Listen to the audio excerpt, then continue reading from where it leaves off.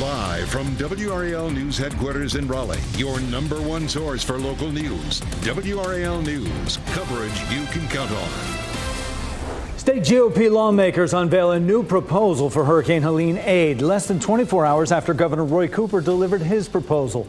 We're live with what's inside this measure. Also a major setback for America's aviation giant. Union workers vote down Boeing's latest contract offer. Why union members voted to continue their strike.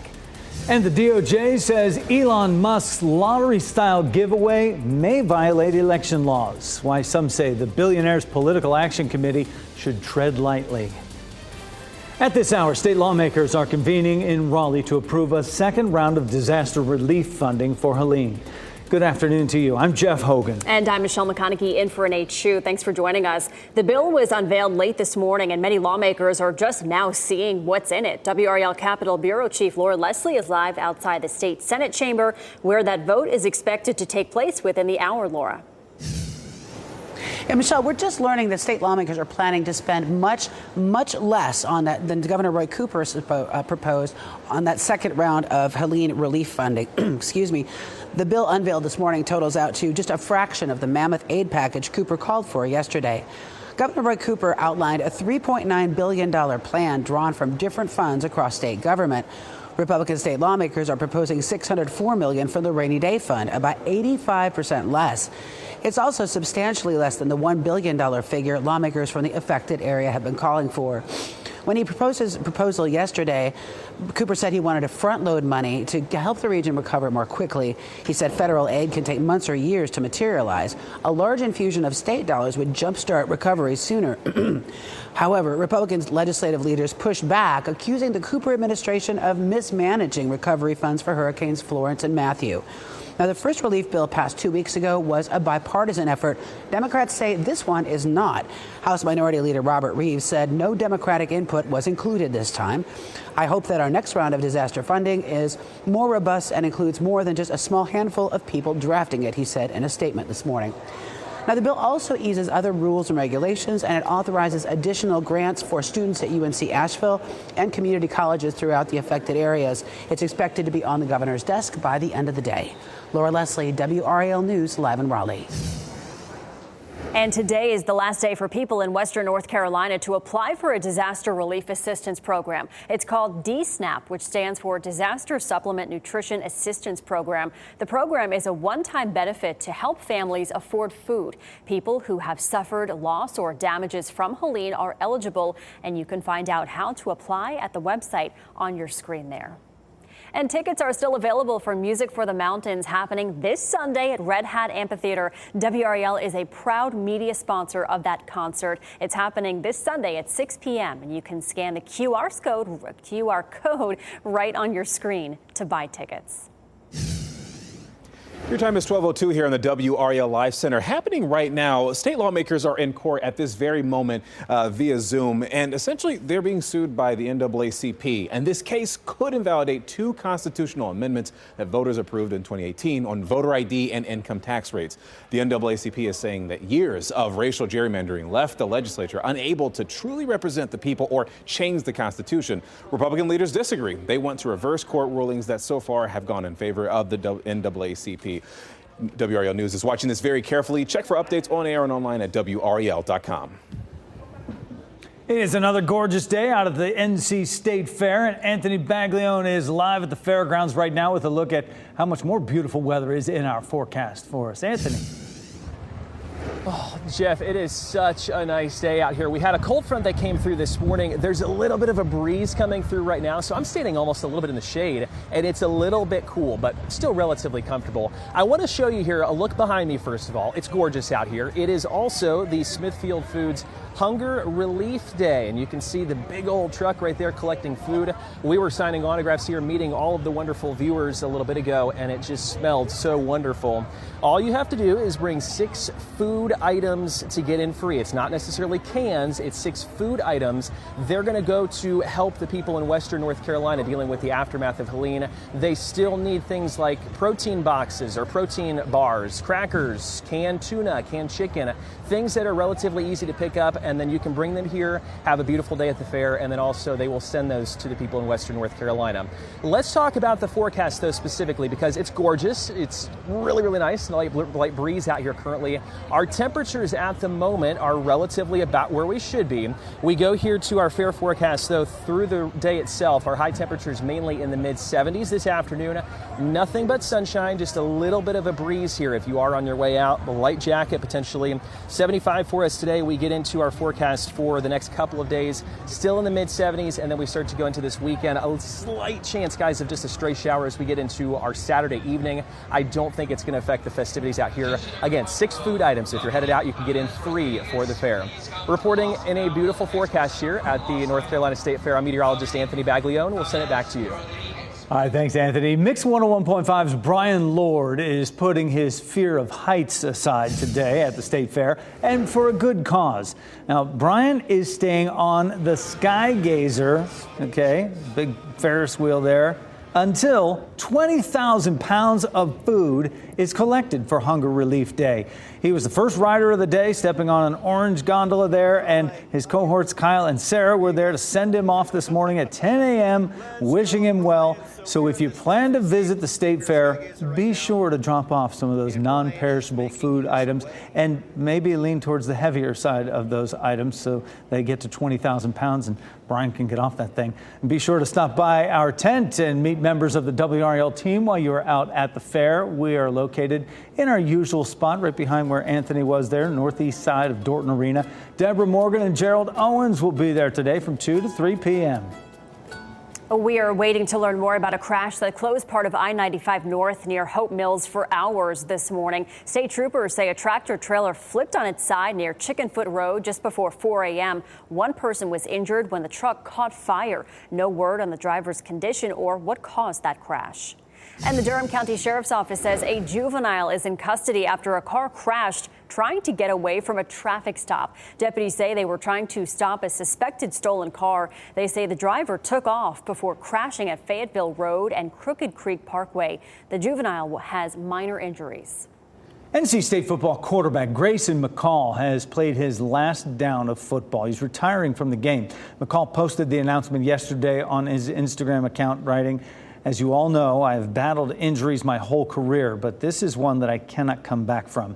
He suffered a concussion during the game against Wake Forest earlier this month and has been out ever since. This was his first game back after missing 2 weeks with another head injury. The Pack is on a bye week right now. They won't be playing this weekend, so we won't hear from head coach Dave Dorn until he addresses the media Monday. McCall's announcement comes as Miami Dolphins quarterback Tua Tagovailoa returned to the field for practice after suffering a concussion in week 2. Tagovailoa suited up for the first time yesterday, and he said he could play Sunday against Arizona if he completes the NFL's concussion protocol in time. A Colorado man has filed the first lawsuit against McDonald's relating to its E. coli outbreak linked to Quarter Pounders. So far, the outbreak is blamed for at least 1 death and 49 illnesses across 10 states. The lawsuit accuses McDonald's of product liability, negligence, and breach of implied warranties. McDonald's has taken Quarter Pounders off the menu in about a fifth of its stores.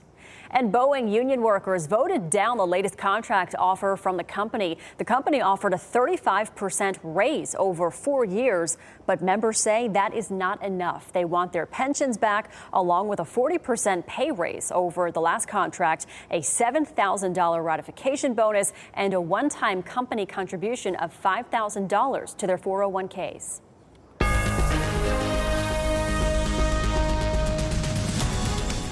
We're 12 days away from Election Day right now, and today the federal government took steps to get out in front of any questions people may have about the safety of their ballot. I can say with full confidence that election infrastructure has never been more secure. Regardless of who you vote for, you can have confidence that your vote will be counted as cast. The director of the federal agency charged with infrastructure security said elections officials are trained to handle any issues that arise at polling locations. She also said the fact that each state has a different system for casting ballots increases the security because one bad actor can't take down the entire nation's elections. CISA took on physical and cybersecurity concerns for elections after indications of Russian interference in 2016. Minnesota Governor Tim Walz will make several campaign stops in North Carolina today. The Democratic vice presidential hopeful arrived at RDU International Airport last night. Today, Walz will make stops at Duke in Durham and then go to Greenville and Wilmington. And First Lady Jill Biden will be in North Carolina tomorrow. She'll visit Asheville, Fayetteville, and Cary to encourage early voters. She made a stop in Wilmington back in July. And Trump's running mate, Ohio Senator J.D. Vance, is making a stop in the state tomorrow as well. He'll hold a rally in Hoke County at Defender Ammunition in Rayford. Then he will travel to Monroe in the Charlotte area for a town hall. Tonight, Durham Public Schools leaders will give an update about two important issues: staff pay and the bus driver shortage. Staff will give an update on the new supplements and pay rates some employees will receive. They'll also address why the change in pay is taking longer than expected for those employees. Then the board will give an update on the bus driver shortage in the district.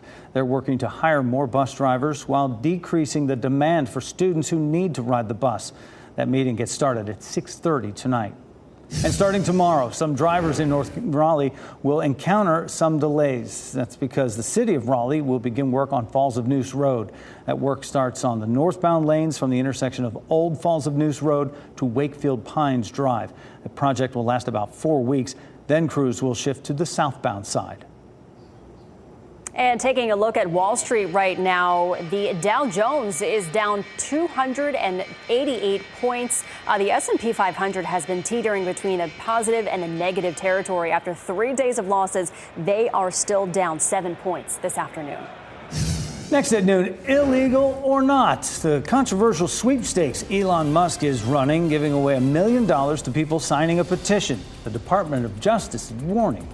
Also cutting the line when boarding flights, the airline testing new technology to crack down on those line jumpers. Plus, signs of trouble at the polling place. How some groups say intimidating signs targeting certain people are threatening to voters. Keep watching WRAL News over the air Channel 34 and Spectrum Channel 1257.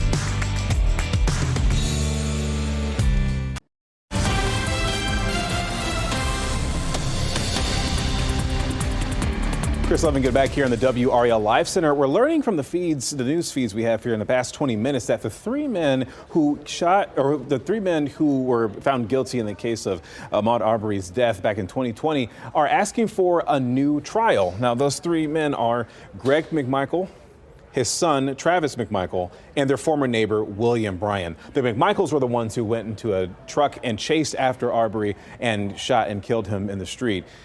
Their former neighbor is the one who recorded this situation. They again saw him running past their homes, and that's when the chase happened. But the attorneys for the McMichaels are arguing the jury was tainted in their case, and one of the men had ineffective counsel. All right, thanks, Chris. The DOJ is sending a warning to billionaire Elon Musk that his $1 million a day sweepstakes could be illegal. Federal law prohibits paying people to register to vote. And although it is not illegal to run a competition for those who sign a petition, the scheme is restricted to registered voters in swing states. Here's NBC's Laura Jarrett. Every day from now until the election, we're giving out a $1 million prize. Elon Musk's $1 million giveaways raising new legal questions this morning for the tech giant. NBC News confirming the Justice Department sent a letter to its pro-Trump super PAC, warning it may be violating federal law. I have a surprise for you, which is that we're going to be awarding $1 million to randomly to people who have signed the petition. The super PAC promising that prize money to people who pledge their support for First and Second Amendment rights. But in order to get the money, you have to be registered to vote in one of 7 swing states, prompting legal scrutiny by some Democrats. I think there are real questions with how he is spending money in this race. I think it's something that law enforcement could take a look at. The Justice Department has declined to comment, but federal law prohibits paying people to register to vote. The question, whether that law applies here, unclear, election law experts say. It's not as if he was paying people in order to register to vote. It was much more subtle than that. I think it's unlikely that they would prosecute this, but this is a shot across the bow. Still, the super PAC running an ambitious get-out-the-vote effort for the former president in the final stretch of the race, with Musk himself pouring at least $75 million into the PAC for Trump, which has been posting these videos of people who have won the sweepstakes. That was Laura Jarrett reporting. A Holly Springs man cashed in on Elon Musk's $1 million a day prize by signing that petition. Andy Steinel took this picture with his wife and daughter and posted it to X. The American PAC announced that it now has more than 1 million signatures in response to the claims that he is paying to register Republicans. Musk says people who sign the petition can be from any or no political party, and they don't even have to vote. New York Liberty fans celebrated their team's historic WNBA championship with a ticker tape parade through New York City. Festivities started at 10 o'clock this morning in Battery Park and ended at City Hall. Right there you see this is a live picture here with members of the team and coach addressing the crowd. Liberty will then cap off the day with an event for fans tonight at the Barclays Center in Brooklyn. This is the first title for the franchise in its 28-year history.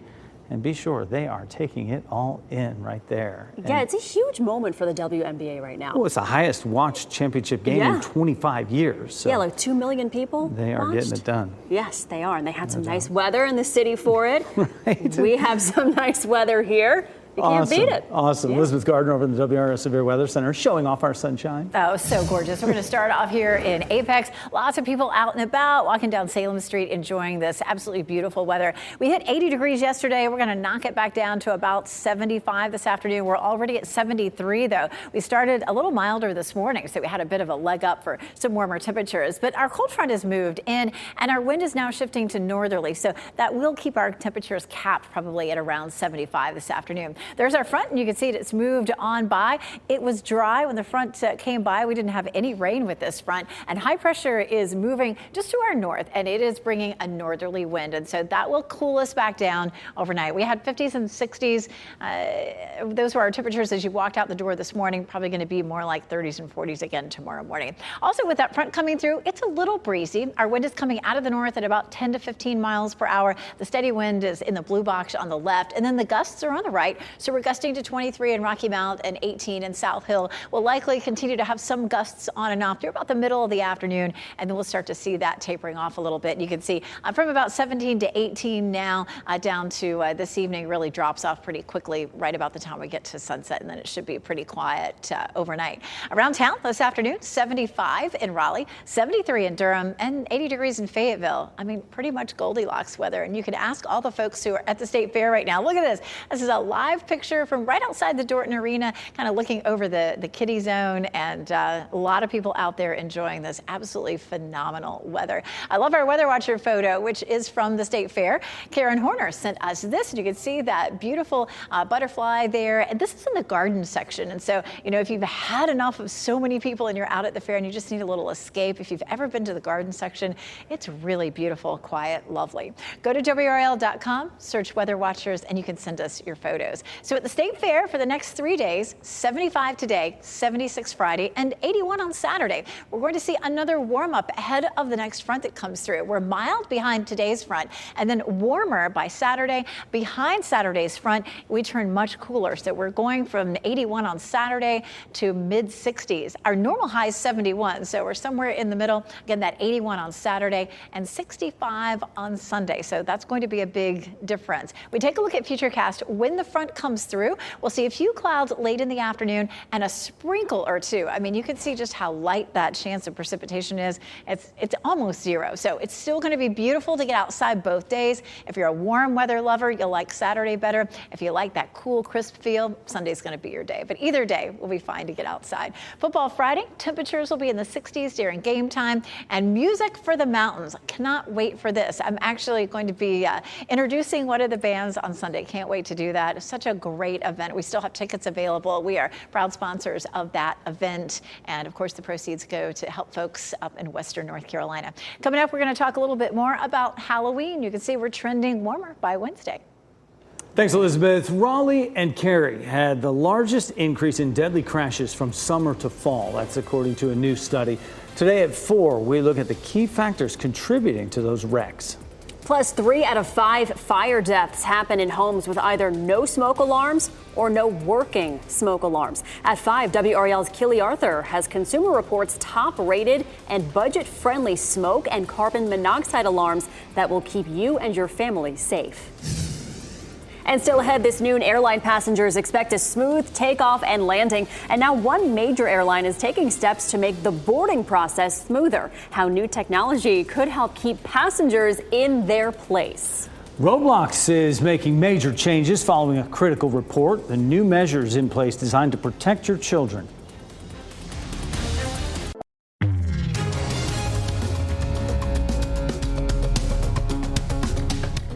American Airlines is testing out new technology to catch people trying to board ahead of their boarding group. Reports say the airline is testing out an audible signal that will alert the gate attendant when a passenger tries to cut the line. Anyone who tries to board early will be sent back and will have to wait until their group is called.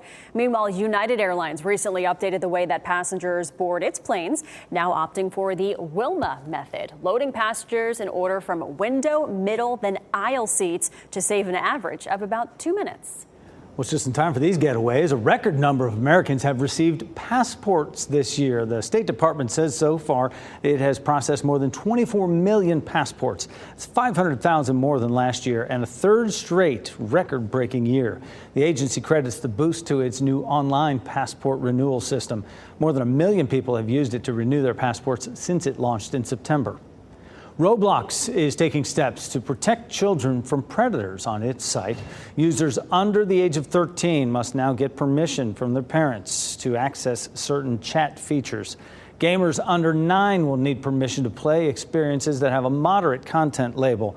Parents will also be able to link their account to their child's so they can update controls and access stats about their kids' usage, such as daily screen time and their friends.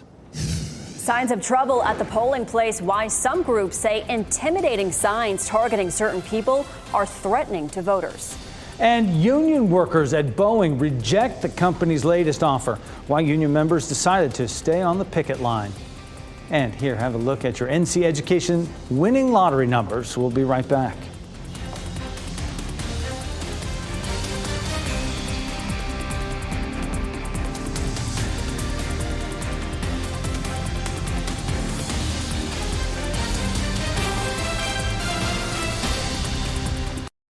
Shot in 4K ultra high definition. Your number one source for local news. WRAL News. Coverage you can count on.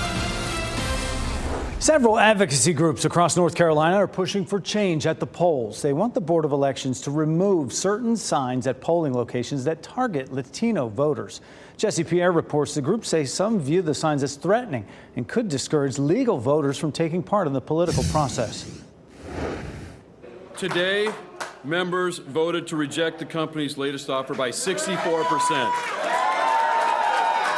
64%. With that vote, the Boeing machinist strike continues. International Association of Machinists District 751 President John Holden says many members voted with past. All right, we intended for that to be Jesse Pierre reporting. The State Board of Elections, by the way, has not said whether those signs we were talking about broke the law. This election will be the first time that many college students in the Triangle will be able to vote. New voter ID requirements could make registration more difficult for out-of-state students and those who move often. Obstacles like out-of-state IDs, not having a car, or lack of voting experience, that makes it hard for some students to vote. Questions about eligibility cause many students to get provisional ballots, which have a high rejection rate. A Durham nonpartisan group is trying to help by offering free rides to the polls and student ID services. When you make it easy to vote, we find that many more students vote because you eliminate those barriers. And students are being encouraged to vote early, so if there are any issues with eligibility, they'll have time to fix it before it's too late.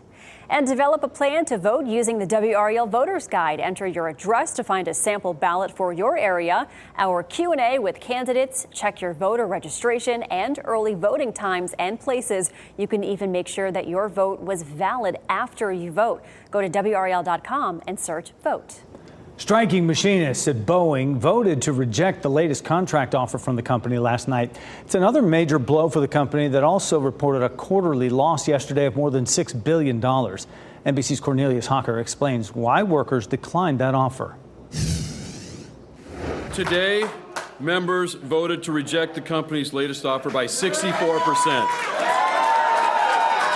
64%. With that vote, the Boeing machinist strike continues. International Association of Machinists District 751 President John Holden says many members voted with past negotiations top of mind. There's some deep wounds that were driven out of takeaways and concessions, threats of job loss. A lot of members want their pension back, along with a 40% pay increase over the next contract. They rejected Boeing's latest offer, a 35% raise over 4 years, reinstating the annual bonus program, a $7,000 ratification bonus, and a one-time company contribution of $5,000 to machinists' 401ks. There is no Boeing production without our members. Many members believe Boeing can meet their demands despite its staggering $6 billion loss in the last quarter. We have heard all this stuff in the past. Natalie Anderson is one of them. I'm the second generation also, so my mom was there before me.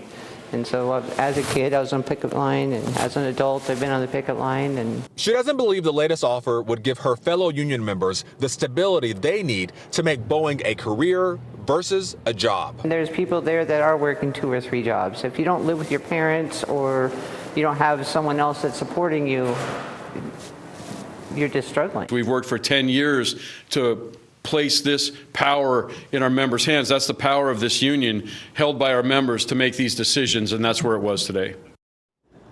That was Cornelius Hocker reporting. Boeing's CEO says he is committed to resetting the company's relationship with its workers.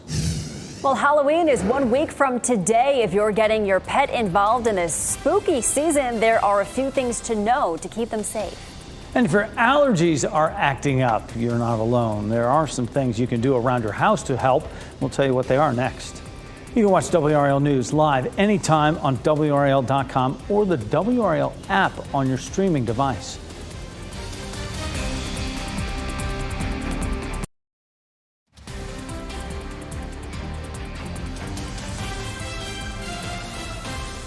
We'll give you this live look right now here at this noon hour. North Hills and blue skies above. Beautiful day out there as you watch WRAL News, available on Spectrum and the WRAL app on your TV or streaming device.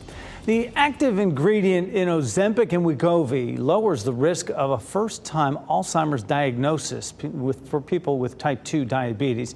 Semaglutide was associated with a roughly 70% lower risk of first-time Alzheimer's diagnoses compared with insulin. Similar reductions were seen across patients in the trial, regardless of their gender, age group, and whether they had obesity. It is time to start thinking about getting your updated COVID-19 vaccine, especially for people 65 and older. The CDC is now recommending a second dose of this season's vaccine to be taken 6 months after you get the first dose. The agency says it is important for everyone to stay up to date on their COVID-19 vaccine, especially older people and those with weakened immune systems. If your fall allergies are flaring up, hidden allergens could be lurking inside your home, making your symptoms worse. When it comes to allergens inside the home, dust mites and mold are two culprits that could cause your symptoms to flare up.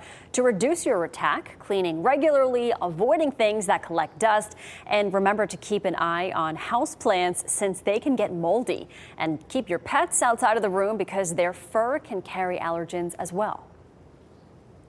So it's definitely really important seasonally when patients are feeling miserable to make sure that the windows are closed. So I would actually say in your cars, consider rolling up those windows, turning on and recycling the air, keeping your windows closed at home. And nasal steroids and antihistamines can offer some relief, but if your allergies continue to bother you, it might be time to see an allergist to consider other treatment options. I want to get you back to that story in North Carolina here, pushing for change at the polls in some instances. Jesse Pierre reports there are some groups that say there are some signs that are threatening and could discourage legal voting. Political signs at polling sites, not uncommon. Most polling sites, do allow signs and do allow electioneering. This one in particular is causing a stir. So just to be clear, the signs are only in Spanish. And so we had gotten a number of reports of people seeing these signs and feeling like they could be intimidating. It translates to say, warning, if you are not a citizen of the United States of America, you cannot vote in elections. It is illegal. It is a crime. You could be deported. Don't do it. Paid for by North Carolina Election Integrity Team.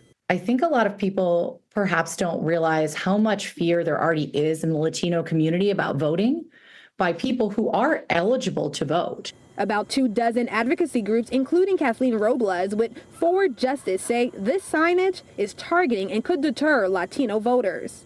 They may come from a mixed status household where, say, their parents are undocumented, and they want to make sure that nothing is done that could be putting their undocumented family members in danger. This letter has been sent to the North Carolina State Board of Elections requesting the signs to be removed. The North Carolina Election Integrity Team created the signs. Their president, Jim Womack, says they are not meant to threaten, only to inform. It's a felony to knowingly vote in an election when you're not eligible to vote. It's a felony. And in order to help prevent non-citizens from committing a crime, we thought it would be appropriate to put signs out at those locations so that they're cautioned. That was Jesse Pierre reporting. And again, the State Board of Elections has not said whether any of those signs broke the law. Some pet owners just can't resist dressing up their fur babies for the holidays. What you need to know to help prevent a scary trip to the vet.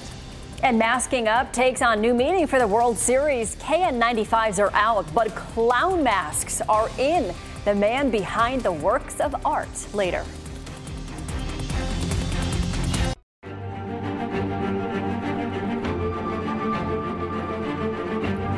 Rising sea levels are reshaping the coastline, threatening homes and causing frequent flooding. How much worse will it get, and what can be done? WRAL's Liz McLaughlin is here right now, our climate reporter, with what is happening there on the coast, digging into this issue. How much worse can it get? How serious is it right now?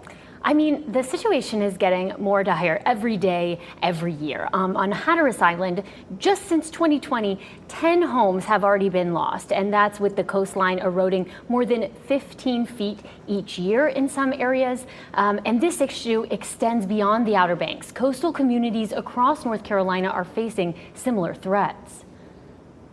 What we're seeing is high tides now are flooding into the streets, and high tides with a little bit of wind, a small storm, are now causing flooding in areas that hasn't been the case in the past. And so for the first time, we're really starting to see the fact that sea level rise, which is driven by climate change, is starting to affect our daily lives.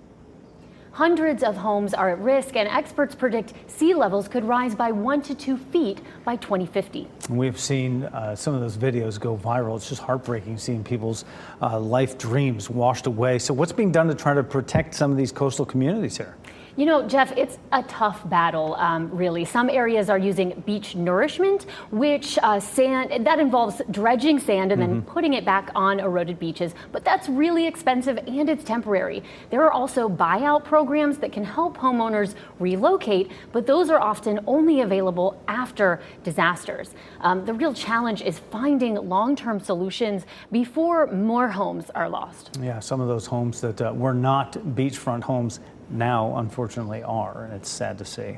Liz, thank you for that. We will learn more about this tonight at 6 with Liz, with an in-depth look at rising sea levels and their impact on those coastal communities. Thank you.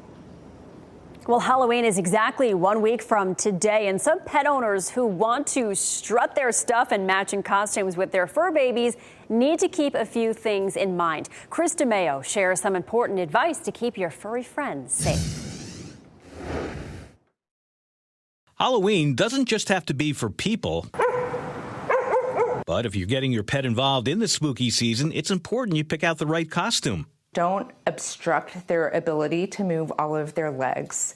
They also need to be able to see, so make sure there's not something blocking their eyesight, their nose, their ears. But even if your pet's outfit seems to fit them fine, you still need to be cautious. To make sure there's nothing dragging behind them, because that could get caught in a candle blaze that's inside a jack-o'-lantern, and then you end up with a costume on fire. For pets that don't like playing dress up, there's less invasive ways of getting them in the spirit. A Halloween collar, a bow, a new toy. If your pet is going with you trick-or-treating, it's critical they don't get into unattended candy bowls. Chocolate, off limits. The darker, the more dangerous it is. Nuts and raisins and cranberries, also bad choices. And then anything that may be sweetened with xylitol, the sugar substitute, completely toxic to our dogs, can cause death within 48 hours. Nighttime crowds can also be chaotic for some animals. If they're not receptive to new people or scary things, that maybe they don't go trick-or-treating, they stay home. Doorbells are going to be ringing, doors are going to be knocked on, and so keeping them safe in their own little room with their own little special treats can be very appropriate for them. And that was Chris DeMeo reporting. Here's another good piece of advice from vets.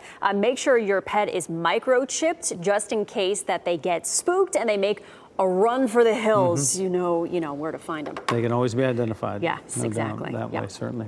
Well, we're looking for nice Halloween weather. I know it's a little bit off in the distance, but Elizabeth Gardner and the WRAL Severe Weather Center, a lot of folks will be looking for that day. You know, it's only about a week away. So, yeah, we've got your little sneak peek trick-or-treat forecast coming up right in just a couple of minutes.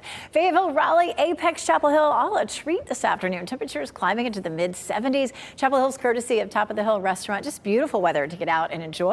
We've had a cold front move through, and it was dry when it came past us. And now the high pressure system to the north of that front is pushing our winds down from the north. And so that's going to cool us off noticeably overnight tonight. Temperatures maybe a good 10 to 15 degrees cooler tomorrow morning than they were this morning. I can't get enough of this shot. Look at this. All those people out there enjoying such a beautiful day at the NC State Fair. Just gorgeous. So pretty. And somewhere, I'm not sure if it's this Ferris wheel or not, but Brian Lord with Mix 101.5 is on one of those Ferris wheels waiting for people to raise 20,000 pounds of food to help folks affected by Helene. So if you're going to the fair or, just go to Mix 101.5's website, see if you can help Brian out because, he may be up there for a long time. Today, 75, Friday, 76, Saturday, 81. So a little bit warmer on Saturday, but Saturday evening, we have another front that comes through. Will be warm, but there may be a few isolated showers late in the day, especially in our southern counties. Take a look at this. We'll kick this off at noon on Saturday. Our front comes through, a little bit of cloud cover behind it and a sprinkle or two. I mean, most of us aren't going to see any rain, and if you do, it's going to be a sprinkle for about 10 or 15 minutes, and then it moves on by. And the next 7 days, the best chance for rain will be near the South Carolina line, and it will be with that front. So you can see that version of Futurecast not even showing anything really showing up for us. And it may stay dry all the way through early November. That takes us through November 2nd with a chance of drier than normal conditions. Speaking of drier than normal, we had so much rain in July, August, and September. And we figured it was going to take a long time to see anything popping up on our drought monitor. But up here in the northeastern corner of the state, not in our viewing area, we're back down to abnormally dry conditions. And if we don't get some rain soon, we might see that yellow spreading. So far for this month, we are at 2.3 inches behind, but for the fall as a whole, we're at about 5.5 inches ahead. And even with October being the second driest month ever, we're looking at the year as a whole being the second wettest on record at 11.5 inches almost. So it's been crazy with the on and off of the rain. We do have some cooler temperatures to start next week, but by Wednesday and Thursday, we start to see our wind shifting to southwesterly. It's going to warm things back up for us. So right now it looks nice for Halloween. We may have to, massage these temperatures just a little bit as we get closer, but expect temperatures around trick-or-treat time to be pretty close to 70 degrees. And right now it looks like it's going to be nice and dry. Really no rain in the forecast for the next 7. That is good news, Elizabeth. Thank you. There's no clowning around when it comes to the World Series. The creative way Dodgers fans are showing support for their team. And here's a look at your winning Powerball numbers on your screen. 2, 15, 27, 29, 39. The Powerball is 20 and the Power Play multiplier is 2. We wrap things up with a look at a few of the headlines we're following for you today. At this hour, state lawmakers are convening in Raleigh to approve a second round of disaster relief funding for Helene. The bill unveiled this morning totals out to a fraction of the aid package Governor Cooper called for yesterday. Governor Cooper outlined a $3.9 billion plan drawn from different funds across state government. Republican state lawmakers are proposing $604 million from the Rainy Day Fund. A hearing just wrapped up between state lawmakers and the NAACP. The case could invalidate two constitutional amendments voters approved in 2018, voter ID and income tax rates. The NAACP says years of racial gerrymandering left the legislature unable to truly represent the people or change the Constitution. Republican leaders want to reverse court rulings that so far have gone in favor of the NAACP. And we are waiting to learn more about a crash that closed part of I-95 North near Hope Mills for hours this morning. State troopers say a tractor trailer flipped on its side near Chickenfoot Road before 4 a.m. One person was injured when that truck caught fire. Game 1 of the World Series takes place tomorrow, and some Dodgers fans will be sporting a new look. These clown masks were designed by Los Angeles native Mark Machado, who goes by the name Mr. Cartoon. Machado is a tattoo and graffiti icon as well as a businessman. He originally made the clown masks for fans, but they gained popularity when Dodgers pitcher Anthony Banda asked for one. Now Machado's work is licensed by Major League Baseball. The $95 masks sold out online. No word if he plans to expand.